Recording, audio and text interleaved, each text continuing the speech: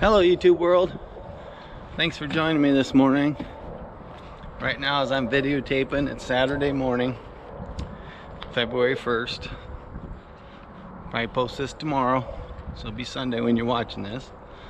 If you're wondering where I'm at right now, as you can maybe see stuff in the background, there's some lawnmowers and stuff down along here. That's my brother's scale. I'm at the salvage yard. There's the office building and the big Morton building behind, and this Quonset building. Those are just some buildings here. Anyways, I'm gonna go down here, just kind of show you around a little bit. My brother called me the other day and asked me if I wanted to work a couple days for him, so I told him I would. He's got a project for his other guys to work on. A couple rail cars derailed. Had a facility where he has contract getting their scrap metal and stuff, and I think he has to cut them rail cars up, so his guys got to go and torch them. So I'm running this yard, be unloading people their material from their trucks and trailers, and their copper, brass, that kind of stuff.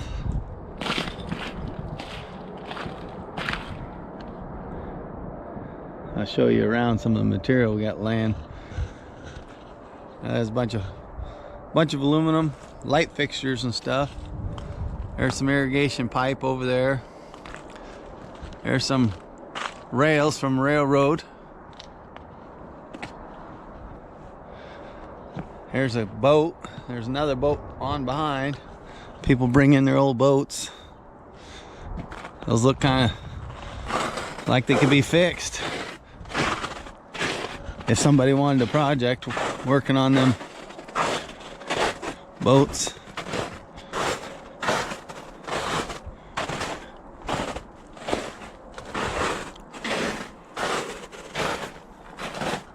And glass got broke on this one, on this side.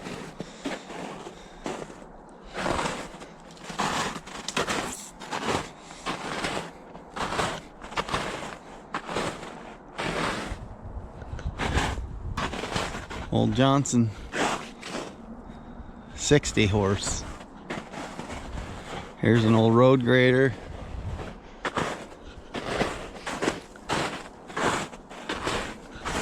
There's all kinds of stuff here.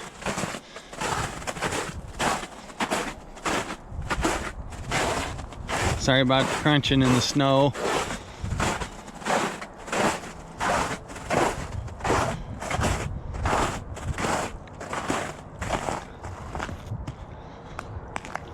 I always like looking around. I haven't been down here for a couple months. I come down and work and fill in for them once in a while, especially during the warmer weather. But here's all kinds of vehicles. There's some coon tracks. Some critters probably over down here.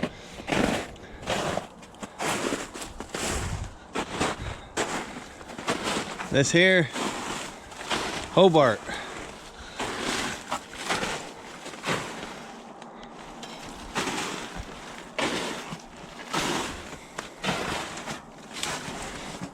It's a welder.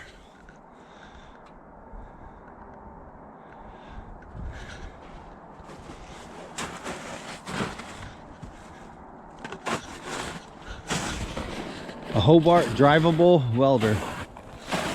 I bet not too many of you have seen something like that. I'd worked for my brother full time a couple different times, actually like 3 different times.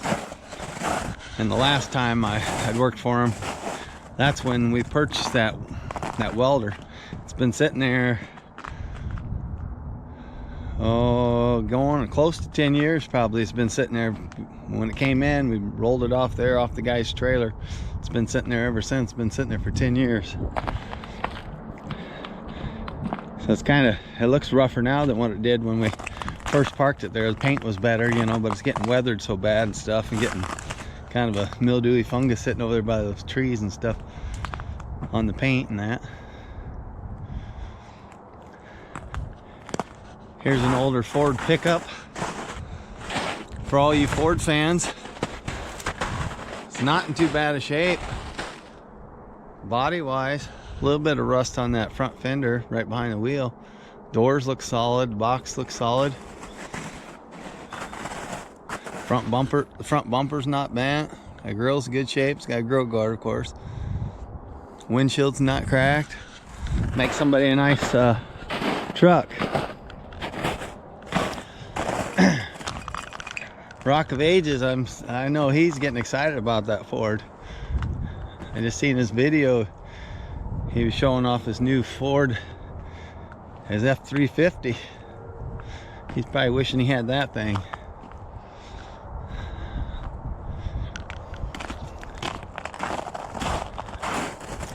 Here's some old cars I want to show you guys.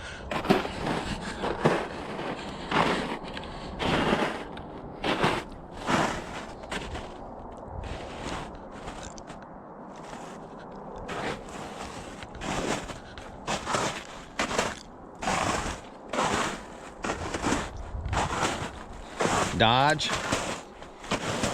It's kind of a classy car there.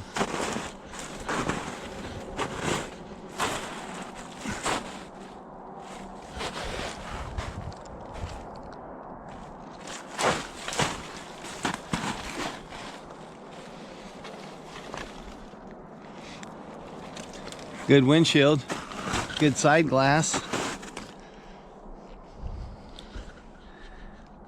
This is when cars were built good. Cars nowadays are just junk. These are good heavy cars. Good rear glass in it.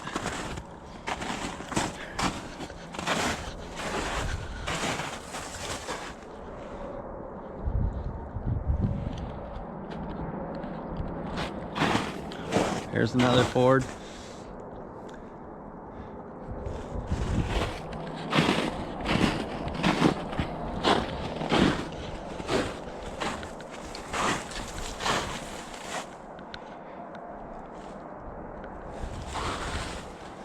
There's another Dodge right here. Look at there, suicide doors.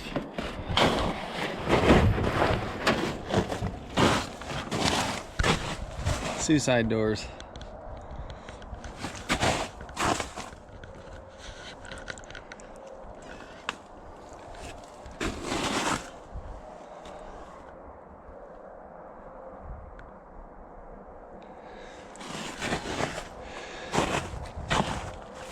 That hood ornament, ain't that cool? And the way the hood hinges here.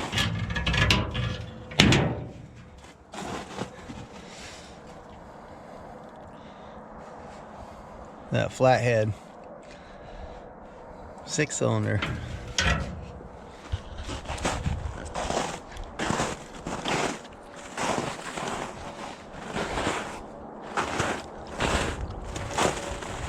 The Buick, that big old fancy bumper on that thing, and it's in pretty good shape. The hood ornament, that's almost like the big airplanes you see at the airport nowadays.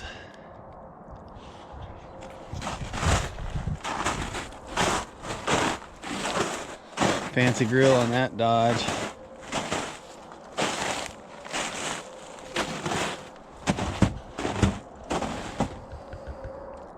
That one's missing the hood ornament.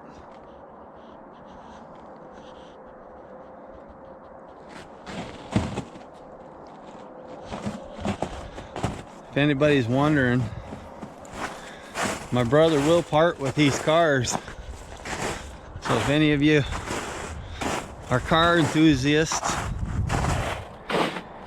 and wanting to restore one, or if you're looking for parts, I don't know if he'll sell parts off of them.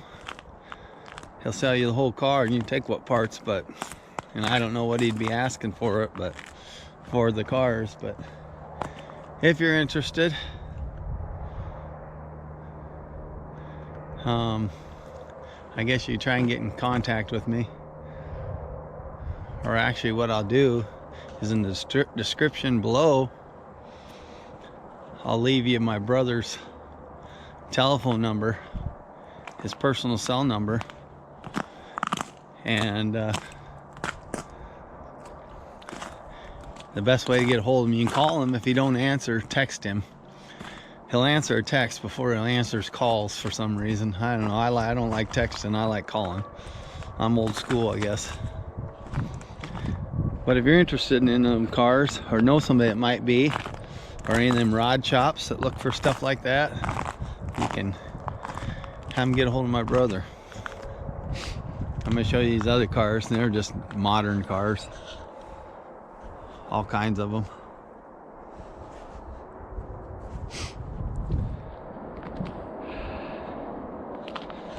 We usually get rid of these cars. A lot of these cars were driven and parked in the spots. They seem to run good. We don't really sell parts off of them. But a lot of them have good tires that we can pull off. Plus we take the aluminum wheels off. I break down the tires, and he pays me for breaking them down. I bought a tire machine. Got a good deal on it. A friend of mine happened to have a tire shop, has a tire shop, and he happened to pick up this old tire machine. Whoa, about fell. A little icy out here. Anyways, he picked up a tire machine from a family. They were selling the farm. Their dad passed away, and the kids inherited the farm and stuff, and they all lived in town or lived elsewhere. So they're selling everything. Called my friend.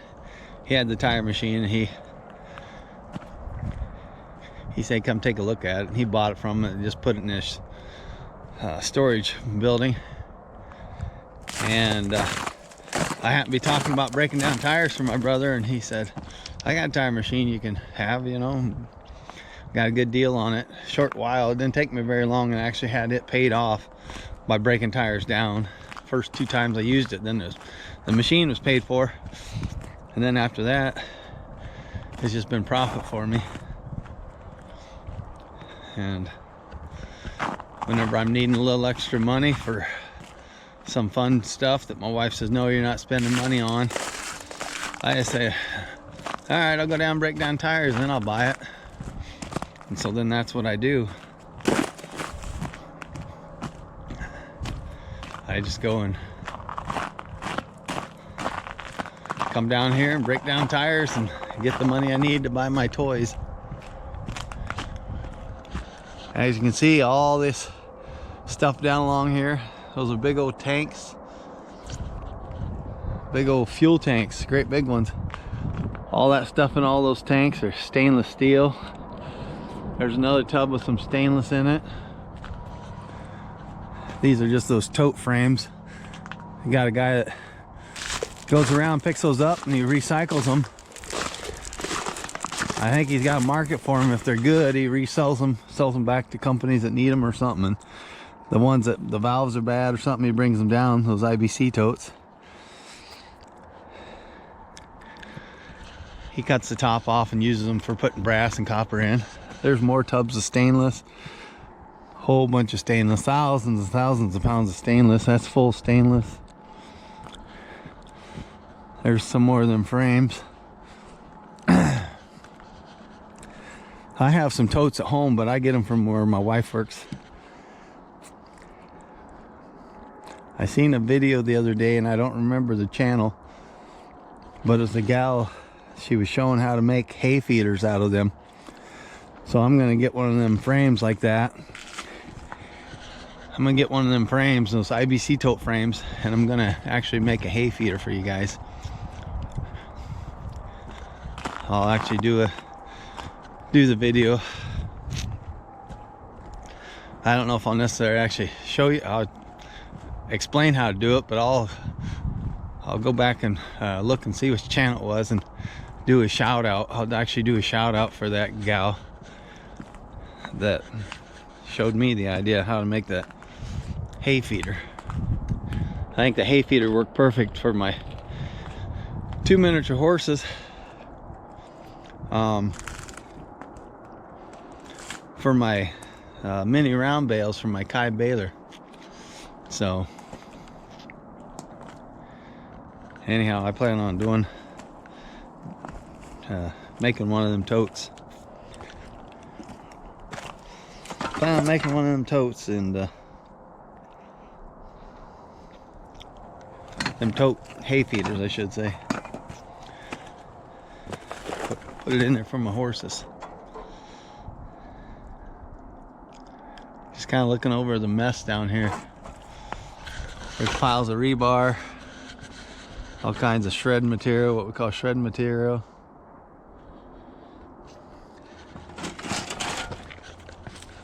This over here is supposed to be a pile of number 2 steel, prepared steel, but I see some stuff that, yeah, it ain't gonna go as number 2 steel. There's a piece of auger that's about 8 feet long. It's supposed to be about 3 feet long. And there's all kinds of stuff in there that's oversized and shouldn't even belong in there. Like a tire. There's a tire over there on a rim. Well, it's aluminum tire. Yeah.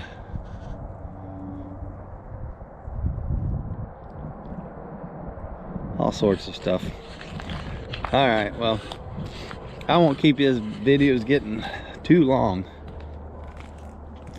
Thanks for watching. And like I said, if you know somebody that's interested in those cars, I'll leave my brother's number in the description below, and you can give him a call or text him. You can text him. That's the easiest way to get a hold of him. Text him and see what he'd have to have for them cars.